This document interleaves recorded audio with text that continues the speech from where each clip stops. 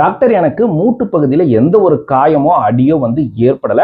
ஆனாலும் அந்த பகுதியில அதிக அளவு நீர் கோர்த்து அப்படியே உப்பி இருக்கு சார், பன்னு மாதிரி. இதற்கு என்ன காரணம் அப்படின்னு சமீபத்துல ஒரு நண்பர் கேட்டிருந்தாருங்க. இதான் நீ ஜாயிண்ட் எஃப்யூஷன் அப்படின்னு சொல்லுவாங்க. சாதாரணமாவே நம்ம மூட்டுகள்ல சைனோவியல் ஃப்ளூயிட் அப்படின்ற திரவம் லூப்ரிகேஷனுக்காக இருக்குங்க. இதை உற்பத்தி செய்வது சைனோவியம் அப்படின்ற சவ்வு தாங்க.